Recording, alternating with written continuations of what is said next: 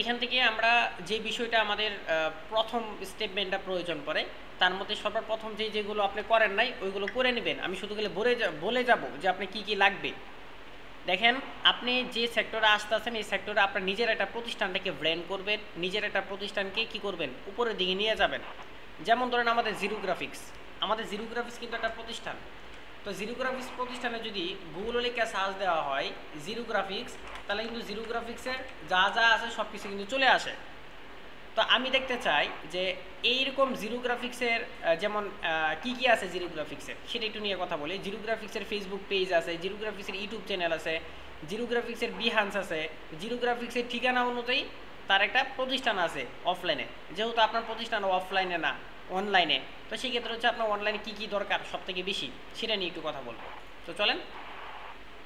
তো অনলাইনে একটা বিজনেস শুরু করার জন্য বা অফলাইনে একটা বিজনেস শুরু করার জন্য সর্বপ্রথম দরকার একটা প্রতিষ্ঠানের নাম। আর সেই নামটা কি আপনার আছে? ওকে, তাহলে এখানে টিক চিহ্ন দেন, আপনার নামটা ওকে আছে। এখন তারপর দ্বিতীয় যেটা আছে, যেহেতু আপনার এখানে নাম আছে, এখানে আমি টিক চিহ্ন দিয়ে আমি অফ করে দিব।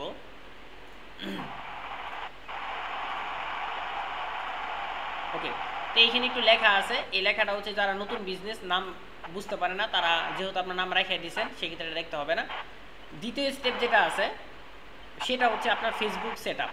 আচ্ছা, ফেসবুক সেট আপের মধ্যে আমাদের দুইটার উপরে সব থেকে বেশি আমরা গুরুত্ব দিয়ে থাকি এখন, যেহেতু আমরা একদম শুরুর অধ্যায় এটা। বেসিকলি সবার প্রথম দরকার ফেসবুক পেজ। একটা ফেসবুক পেজ আছে আপনার নামে?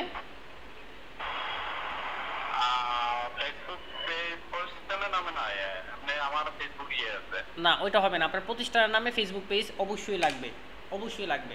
এখন প্রতিষ্ঠানের নামে ফেসবুক পেজটা কীরকম থাকবে সেটা একটু যদি আমি দেখি। আপনি আমাদের জিরো গ্রাফিক্সের যে ফেসবুক পেজটা আছে ওটাকে একটু ফলো করবেন। জিরো গ্রাফিক্স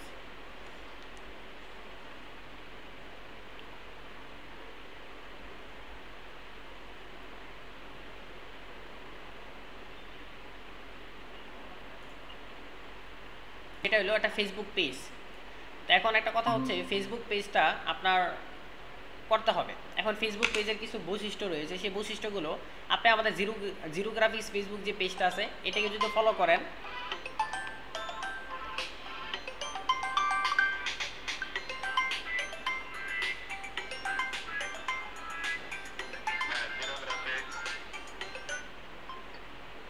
হ্যাঁ, আপনি যদি জিরো গ্রাফিক্স ফেসবুক যে পেজটা আছে এটাকে যদি আপনি ফলো করেন,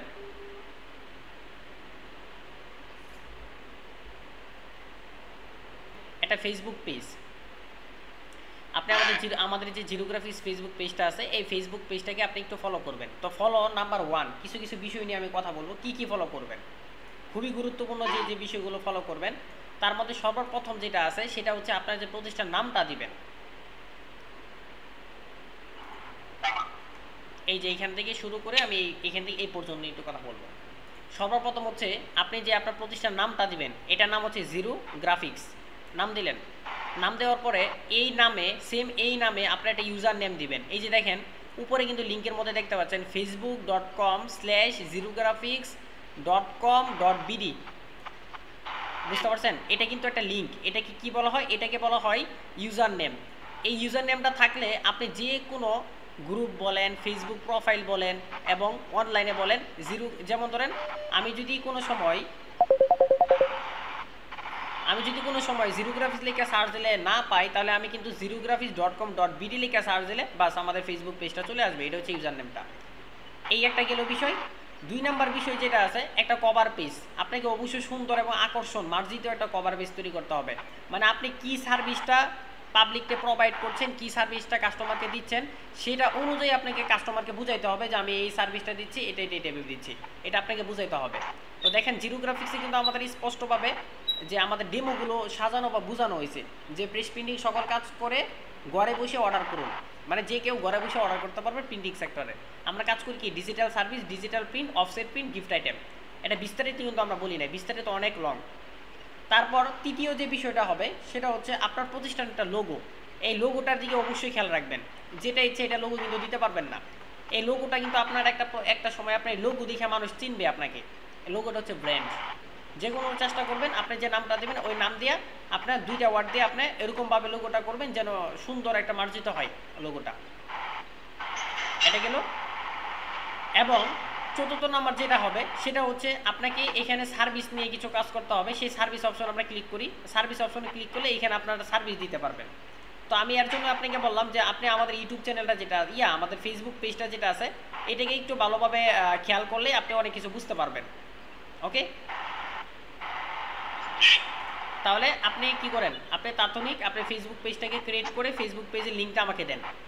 আর অবশ্যই কভার ফটো, তারপর হচ্ছে লোগো, এগুলো যেন থাকে। বুঝাইতে পারলাম?